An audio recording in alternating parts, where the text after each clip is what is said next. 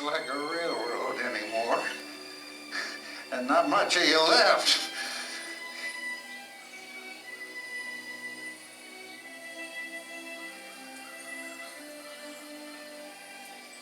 I guess we've all seen better days.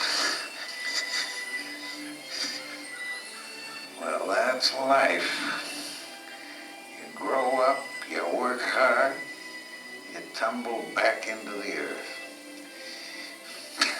But by gosh, we had our day, didn't we? 6 boats, 6 canal boats. We pull up that steep incline every hour. Big boats. Put them on a flatbed, haul them up over the Allegheny Mountains, drop them in the water on the other side. Send them on their way to Philadelphia, Pittsburgh, or whichever way they were going in the first place. You take a canal boat, you put it on the train, you take it over the mountains. It's unbelievable.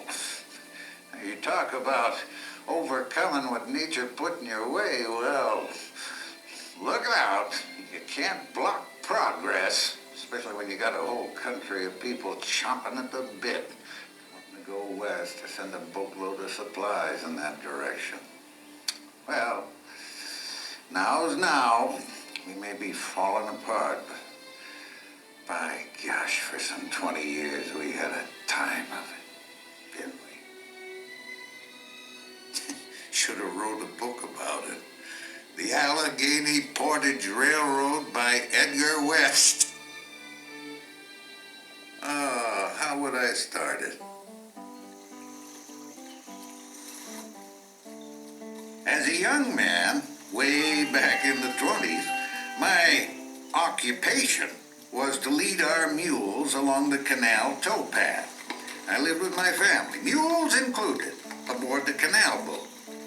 And we hauled cargo back and forth on a canal built alongside of a river that was just too cantankerous to run a boat on, what with the rapids and the waterfall. And working the canals, that wasn't as easy as it looked, no sir. Well, most of the time between the locks it was uneventful, except when one of the mules fell in the water, and then you had your hands full. And when you came to one of the locks, you had to think fast and act even quicker. You unhitch the mules from the boat, tie them up, run help guide the boat into the lock, and then tie her off quick so she wouldn't go busting through the gates at the other end of the lock.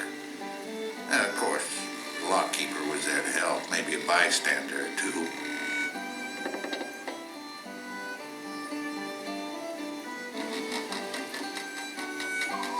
We'd open the water gates on the other side. Down and go the water level and the boat.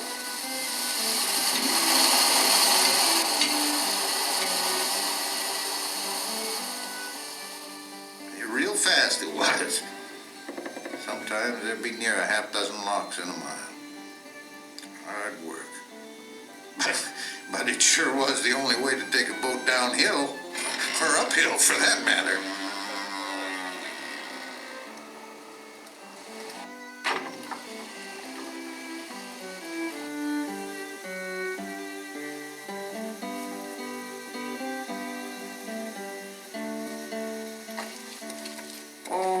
Some fun to be had. Maybe the lock keeper had a daughter to spark, or maybe you could listen to the local gossip. Do you know what Pennsylvania's gonna do? What now? Gonna dig a canal all the way across the state. Don't Pennsylvania have enough canals? Not east to west, they don't. Like New York. It's gonna go from Columbia near Harrisburg straight through to Pittsburgh. Oh? What's it gonna do when it gets to the Allegheny Mountains? From what I heard, they're gonna figure that one out when they get dug that far. That's flat out crazy. Why do we need another canal anyway? Well, New York State's already got the Erie Canal running all the way west. And Maryland's fixing to dig a canal from Washington out west. Pretty soon... Well, pretty soon won't be anybody traveling across our state, that's what. They'll be traveling west using the north of or south of Pennsylvania route, and we'll be left out. Could all this be true? A bunch of folks otherwise thought to be in their right minds deciding to dig a canal across the whole state, then up one side of a mountain, down the other? Oh, well, that might be interesting to watch. So I decided to go out on my own, maybe make something of myself. After all, I'm almost 17. And that spring of 1831, I left my parents. I walked on over to take a look at that mountain.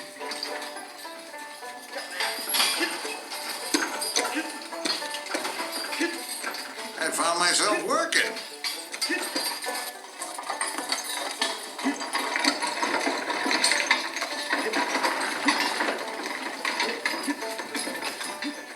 I had a job. That's the dumbest thing I ever did. See, trying to cross those mountains in good weather was a trial, but in bad weather, anybody who could figure a better way to get people and wagons over these mountains deserved a prize. There were rocks and ruts and rain and mud everywhere to slow you down. And when the weather cleared, the black gnats and rattlesnakes came out. Now, with this kind of trouble, only high-priced cargo like furs and whiskey could ever expect to make a profit. No wonder smart folks were using the Erie Canal. Finally, I came upon Pittsburgh, gateway to the west, people called it. Downtown, folks were being recruited for the new canal project. And the whole thing is headed up by a fella named Sylvester Welch. An engineer, he was. Gentlemen, it is all quite simple. Now follow along on this map. The canal runs from Pittsburgh to Johnstown. At Johnstown, there begins a 36-mile railroad section that takes travelers and goods over the mountains. A series of 10 inclined planes allow the passenger cars and boats to be hauled up and let back down by steam power. Then, when they reach Hollidaysburg on the eastern side, they're set back into the new canal and sped on their way toward Philadelphia. A journey of 5 days, compared with 23 days by wagon. An amazing time for a voyage of some 394 total miles. Pour on Reuben Ranzo, Ranzo me boys, Ranzo. Pour on Reuben Ranzo, Ranzo me boys, Ranzo. Well, I pretty much knew all I cared to know about canals, so I hired on, working on what they're calling America's first railroad tunnel, Staple Bend Tunnel. And that was the first big hurdle in the railroad scheme of things. We had to dig 900 feet straight through a mountain of rock. I mean, to make a hole big enough to drive a locomotive through. But it's hard work. And you shared your bed and board with an assortment of characters and critters. There were drunkards and rattlesnakes and black gnats everywhere. But making 47.5 cents a day kind of eased the pain.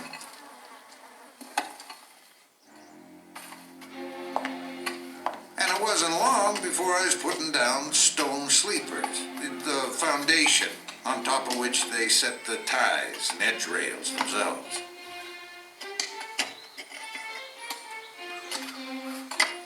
It's pretty heavy work, but I could take it. And see, able-bodied man could get work all along the mainline canal route. That's what they call the main line.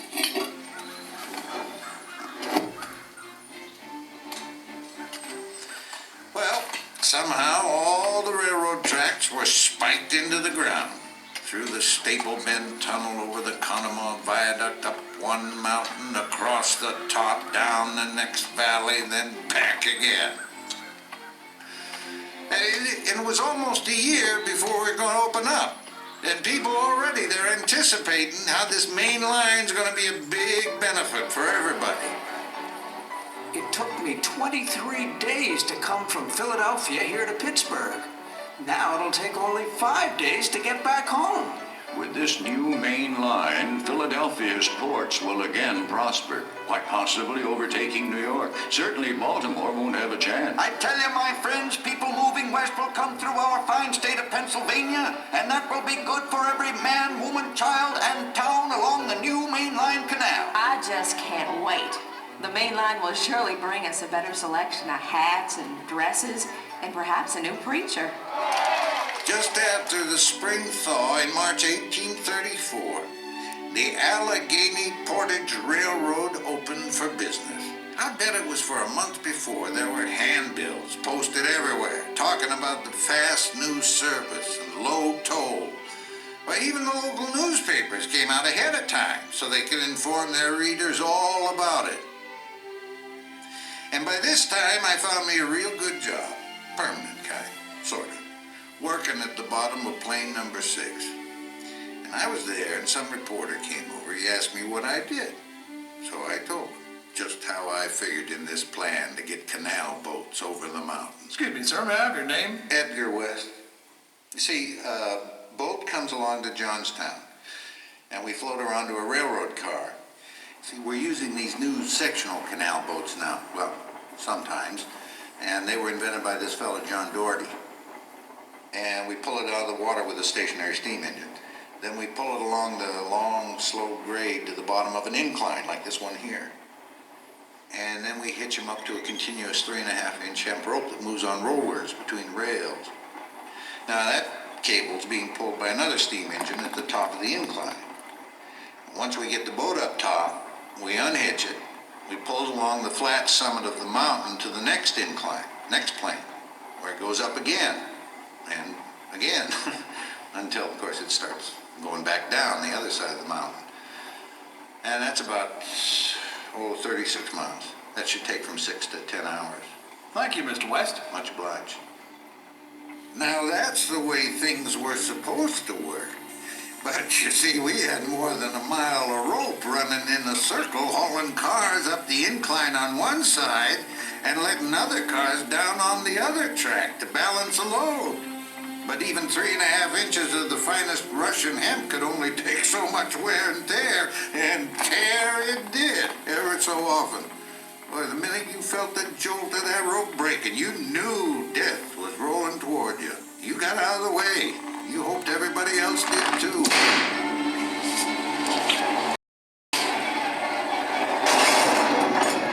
Some didn't. Death had plenty of time to mourn and think about it.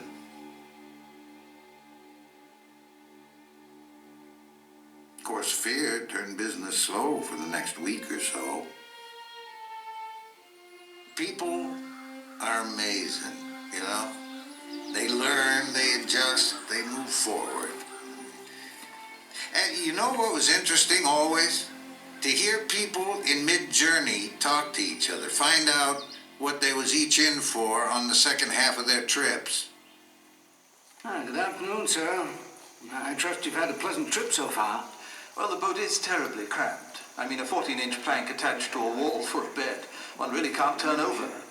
Curiously, they take the boards off the walls in the morning to make a dining table. Well, you'll have no relief on the rest of your journey. However, you will have the excitement of riding up the inclines. And then there's the matter of the Connemara Viaduct. Spectacular arched bridge spanning the river. As you travel over, they stop and let you enjoy the view. Then there's the Staple Bend Tunnel. 900 feet of total darkness. Finally, you go down one last incline, slip back in the water, and the canal takes you right into the center of Pittsburgh. Oh, that's most interesting. Thank you for the information. I've enjoyed speaking with you. Oh, I didn't get your name. Oh, Dickens. Charles Dickens. Good day. Whether you're on a pleasure trip or on business or shipping merchandise, everyone recognized the boldness of what we'd done. Outsmarting nature. No doubt about it. And then a fella named Roebling comes along and invents an iron-braided cable to replace the hemp rope, that thick rope that hauled the boats up the inclines. And it wouldn't break. Well, mostly not. You know, one of the things I I love seeing what was being carried on the main line.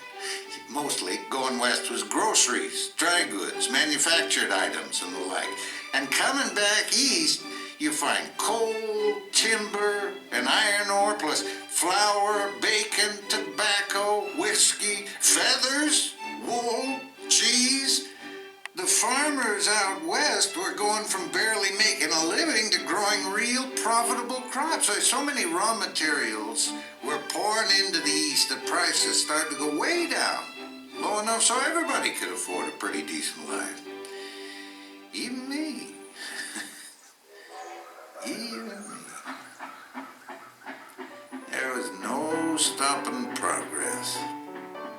Steam locomotive came along and put the mules out of work. All along the main line, small towns started to spring up where there wasn't even a wide spot in the road before. I heard somebody say Johnstown is growing in population about twice as fast as the rest of Pennsylvania. Pittsburgh's going to be as big as any eastern city. Ohio is getting populated too.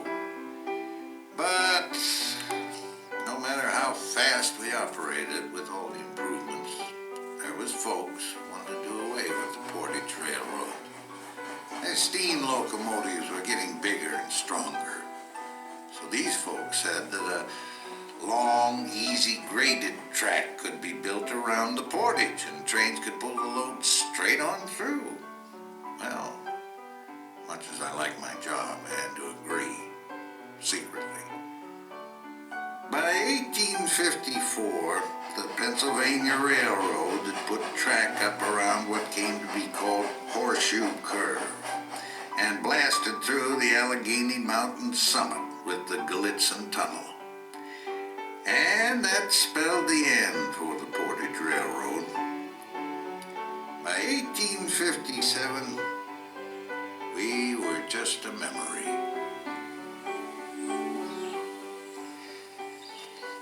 It's funny. First we replaced the old-fashioned wagons, then we get replaced by bigger, stronger locomotives. Seems there's always a better way to cross a mountain. Well, for a long time, we were the better way. We could compete with any canal or transportation in this country, moving raw materials east, manufactured goods, pioneers with their newfangled ideas out west. We were some kind of solution to some kind of problem, we were. Back then, this country never had very far to look for an original idea. Well, I don't suppose that's ever really changed. No, probably never will. No, I don't suppose there's any problem us folks can't solve. Even if it's as big as a mountain.